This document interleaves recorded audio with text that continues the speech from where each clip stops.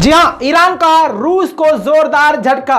Russia के खिलाफ कभी भी ईरान ऐसा बयान दे सकता है। ज़्यादा वक्त ना लेते हुए सीधा सीधा बता रहा हूं कि ईरान ने सीधा सीधा कह दिया है कि रूस ने जिन 4 इलाकों को इलीगल तरीके से वोटिंग करवा के खुद से जोड़ा है, हम उसको मान्यता नहीं देंगे। जी हाँ दोस्तों, सलाम नमस्ते सत श्री अकाल, मैं हूं रज़ा और आप देख रहे हैं रज़ाग्राफी की वॉर अपडेट। जी हाँ, जिसके अंदर आपको पूरी सारी की सारी जानकारियां, जंग की सारी ताज़ा जानकारियां सबूत के साथ मिलेंगी।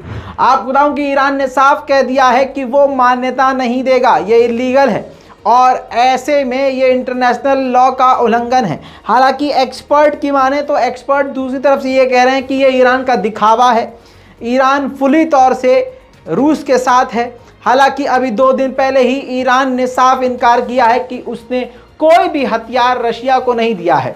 हालांकि ईरान के कई ड्रोनों के मलबे यूक्रेन के कई हिस्सों में देखे गए हैं और यूक्रेन ने यह साबित भी किया है कि ईरान के ही ड्रोन अब रूस इस्तेमाल कर रहा है। वहीं यह भी खबर कंफर्म पहले ही की जा चुकी थी कि रूस के सैनिक ईरान से ट्रेनिंग ले रहे हैं ईरान के ड्रोन को उड़ाने। इन सब के बाद ईरान पर पाबंदियां लगाने की प्लानिंग की जाने लगी, जिसके बाद अब ईरान के इस तरह के बयान आए हैं कि वो रूस का इसमें समर्थन नहीं कर रहा है।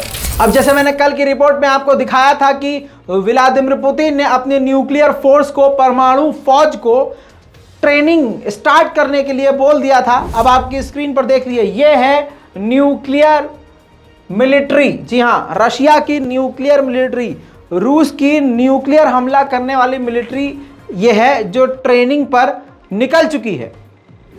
वहीं एक राहत की खबर यह है कि यूक्रेन के न्यूक्लियर प्लांट के चीफ को रशिया ने गिरफ्तार कर लिया था, जिस पर काफ़ी ज़्यादा टेंशन में वेस्ट की कंट्रीज और यूक्रेन आ गया था। राहत की बात यह है कि रूस ने उस चीफ को छोड़ दिया है। अब कजाकिस्तान ने ऑफिशियली ये जानकारी दी है कि मोबिलाइजेशन के बाद लगभग 2 लाख रशियन कजाकिस्तान हमारे मुल्क पहुंचे हैं। और साथ में कजाकिस्तान ने यह भी बता दिया है कि इतनी ही जल्दी जैसे ही रूस के यहाँ लोग आए हैं 2 लाख में से 60 से 65 लोगों ने सिटीजनशिप के लिए भी अप्लाई कर दिया है। वहीं यूके के डिफेंस मिनिस्टर ने बड़ी बात कही, उन्होंने कहा है कि मुझे नहीं लगता है कि रशिया जो है न्यूक्लियर हमला करेगा। हालांकि इनको खुद कंफर्म नहीं है, कल तक कुछ और कह रहे थे, आज कुछ और कह रहे हैं। इसी के साथ यूक्रेन ने और बड़ी जीत हासिल करी है। 5 अलग अलग खैरसन के और खार्किव के इलाके को दोबारा से रूस के हाथों से हासिल कर लिया है, जीत लिया है। जैसे कि दाइवदिव ब्रिड है, स्रोसिलिया नाम की जगह है, नोवोपेत्रिविता नाम की जगह है और उसके बाद दुचैनी जो जगह है, इन 4-5 जगह पर वापस यूक्रेन ने कब्जा कर लिया है। अब देखिए, नॉर्थ कोरिया से सनकी इस वक्त कोई है नहीं। ऐसे में नॉर्थ कोरिया ने रूस का साथ दे दिया है, कह दिया है कि ये जो 4 इलाके को चुनाव करके रूस ने अपने देश से जोड़ा है, ये बिल्कुल तरीका सही है।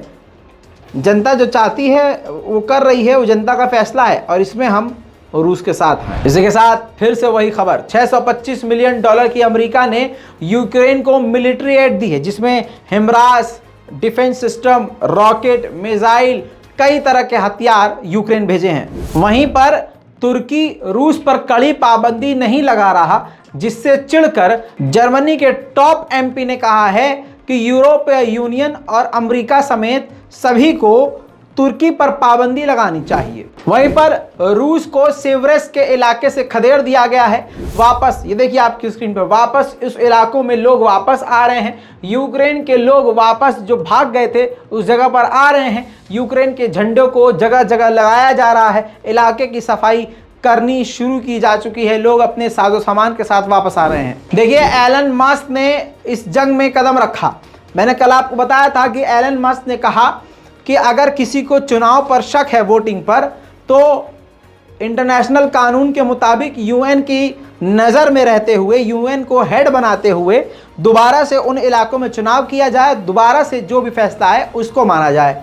तो आपको बता दूं कि पूरी तरह से आलोचना एलन मस्क की हुई, लेकिन एलन मस्क ने बिल्कुल फैक्ट बात करी थी कि अगर आपको इस चुनाव पर भरोसा नहीं, दोबारा चुनाव करवा लीजिए।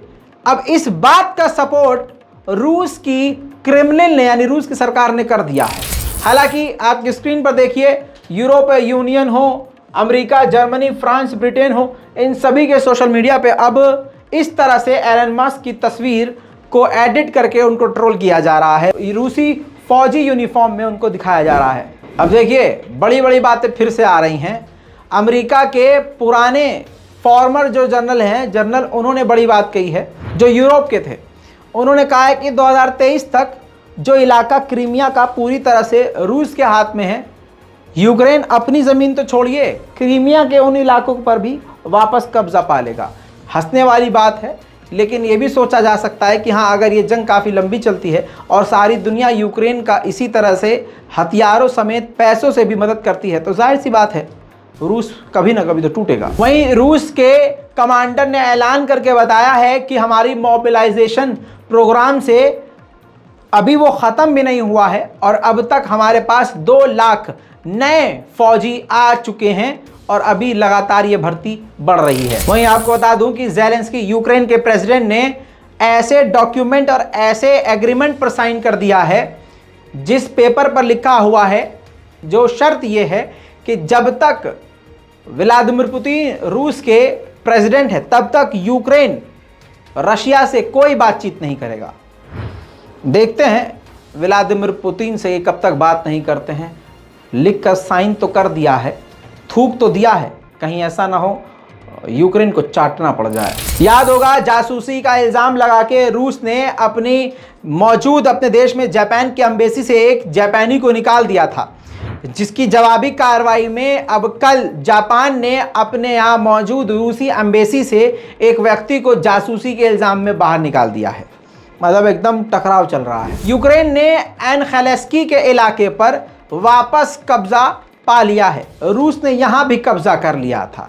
देखिए रूस के वहाँ से भागने के बाद और यूक्रेन के कब्जे के बाद तस्वीरें।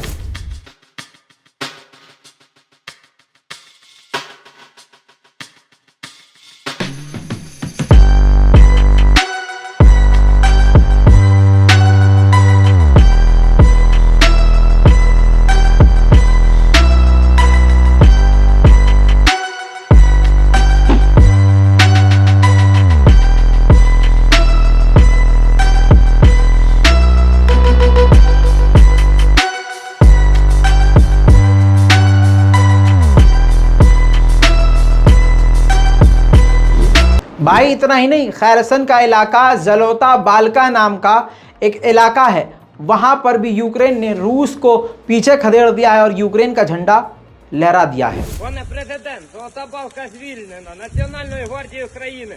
Слава Україні! Героям слава! यूरोपीय यूनियन ने मंजूरी दे दी है कि यूरोपीय यूनियन के देश 15,000 यूक्रेन के सैनिकों को ट्रेनिंग देंगे। वहीं आपको बता दूं कि डेनमार्क की पुलिस ने बताया है कि रूस की जो गैस पाइपलाइन डेनमार्क आई है, उस गैस पाइपलाइन के ऊपर ड्रोन की एक्टिविटी देखी गई है। अभी ये सामने बात नहीं आई है कि वो ड्रोन किसके हैं, लेकिन दोस्तों ये जंग बढ़ती जा रही है और फैलती जा रही है। दोस्तों फिलहाल अभी तक के लिए इतना ही। फिर आऊँगा आज दोबारा और भी बड़ी खबरों के साथ और नए वार अपडेट के साथ, क्योंकि अभी भी हमारे पास काफ़ी सारी खबरें आ रही हैं और हम प्रूफ इकट्ठा कर रहे हैं। तब तक आप इस रिपोर्ट को देखिए और थोड़ा सा इंतज़ार का मज़ा लीजिए। रात को दोबारा आपके सामने हाजिर हो जाएंगे नए वॉर अपडेट के साथ। जय हिंद।